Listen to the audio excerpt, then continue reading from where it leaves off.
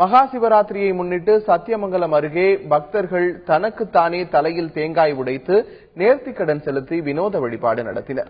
ஈரோடு மாவட்டம் சத்தியமங்கலம் அருகே விளாமுண்டி வனப்பகுதியில் உள்ள ஐயாம்பாளையம் கிராமத்தில் குறும்ப கவுண்டர் இனத்தின் குலதெய்வமான தொட்டம்மா சின்னம்மா என அழைக்கப்படும் மகாலட்சுமி பொம்மையன் பொம்மி கோவில் உள்ளது.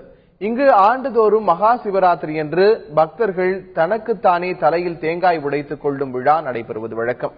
இன்று இரவு மகா சிவராத்திரி விழாவை முன்னிட்டு கோவை சுற்றுவட்டார கிராமங்களிலிருந்து ஆயிரக்கணக்கான பக்தர்கள் கலந்து கொண்டு மகாலட்சுமி பொம்மையன் பொம்மி கோவிலில் சிறப்பு வழிபாடு நடத்தினர்.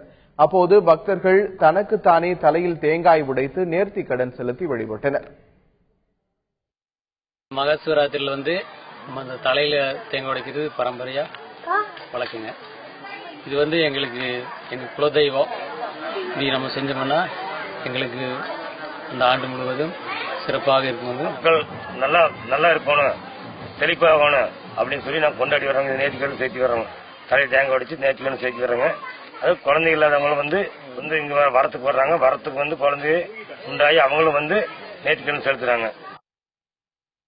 விழுப்புரம் மாவட்டம் மேல்மலையனூரில் உள்ள பிரசித்தி பெற்ற அங்காளம்மன் கோவிலில் மகா சிவராத்திரி விழா சிறப்பாக நடைபெற்றது. மேலும் மாசி பெருவிழாவுக்கான கொடியேற்றும் நிகழ்ச்சியும் நடைபெற்றது. விழாவின் 2ஆம் நாளான இன்று மயான கொள்ளை நிகழ்ச்சி நடைபெற உள்ளது.